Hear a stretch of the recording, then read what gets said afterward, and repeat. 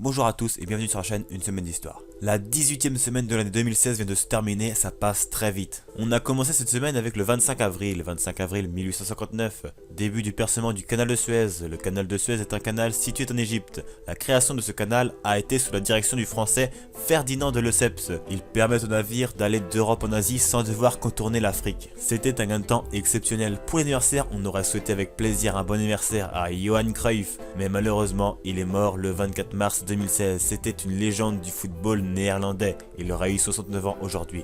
Mais par contre, on souhaite un bon anniversaire à Karine Ferry, qui elle est toujours et bel et bien vivante. C'est une animatrice de télévision française, elle a eu 34 ans. Le 26 avril 1933, création de la Gestapo. C'était la police politique du Troisième Reich, chargée de lutter contre les adversaires du régime nazi ou les résistants dans les pays occupés. Elle joue un rôle essentiel dans l'extermination des juifs d'Europe. 26 avril 1937, bombardement de Guernica. C'était une attaque aérienne réalisée sur la ville espagnole de Guernica par 44 avions de l'Allemagne nazie et 13 avions de l'aviation italienne fasciste. Cet événement a choqué l'Espagne, tout comme le peintre Pablo Picasso, qui est lui-même espagnol, je le rappelle.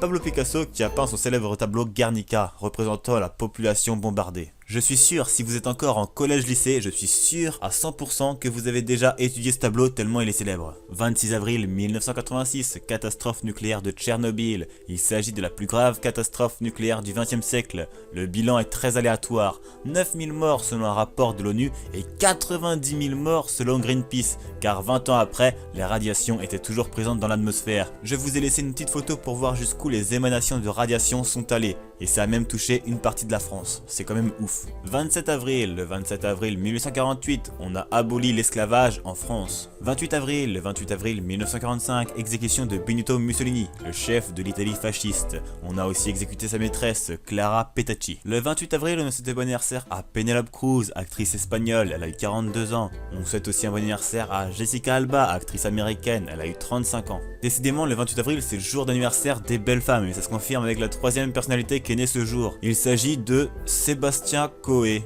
animateur français de télé et de radio, 44 ans.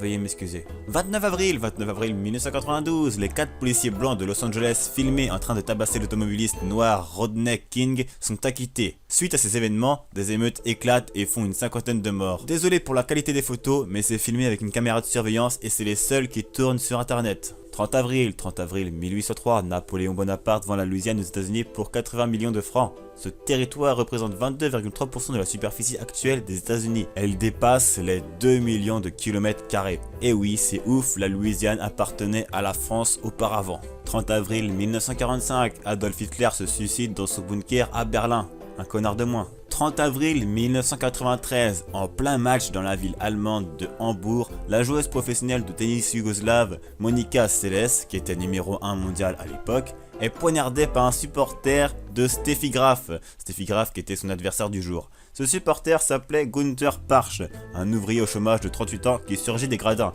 sauta par-dessus le muret de sécurité et lui enfonça un couteau de cuisine dans le dos. C'est bien dégueulasse.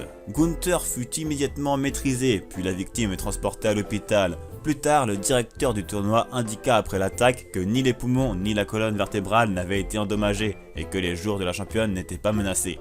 L'athlète vivra quand même 28 mois de dépression à la suite de cette agression et refusera de jouer à nouveau en Allemagne. Le 1er mai est un jour férié, c'est la fête du travail, mais pas de chance, c'est tombé dimanche, pas de chance du tout. 1er mai. Le 1er mai 1931, inauguration de l'Empire State Building par le président Herbert Hoover. À l'époque, c'était le plus grand immeuble de la ville de New York. Maintenant, c'est le deuxième plus haut gratte-ciel, car en mai 2013, la construction de la tour One World Trade Center est achevée et atteint une hauteur supérieure, 546 mètres contre 381 mètres pour l'Empire State Building. 1er mai 1998, des astronomes américains annoncent avoir découvert une petite galaxie à 12,3 milliards d'années-lumière de la Terre, ce qui devient l'objet le plus lointain jamais observé. Le 1er mai, donc aujourd'hui même, on souhaite un bon anniversaire à Alain Bernard, nageur français. Il a eu 33 ans. Et c'est sur cette info qu'en finit cette vidéo. C'était un épisode assez riche, je trouve, il m'a bien plu. Mais c'est bien beau qu'il me plaise à moi, il faut qu'il vous plaise aussi. Si vous l'avez aimé, n'hésitez pas à liker la vidéo, à vous abonner à la chaîne et à la commenter. Les commentaires, c'est la vie. Je vous invite également à voir les précédentes USH. Quant à moi, il ne me reste plus qu'à vous dire à la semaine prochaine pour un nouveau numéro d'une semaine d'histoire. Et tu feras des grandes choses quand t'auras trouvé qu'elle n'a pas écrit l'histoire, mais tu la connais quand même. Fais des bacs, fais des bacs, fais des bacs, fais des bacs, fais des bacs, fais des bacs, fais des bacs, fais des bacs, fais des bacs, fais des bacs. Alors pousse le volume et fais des bacs.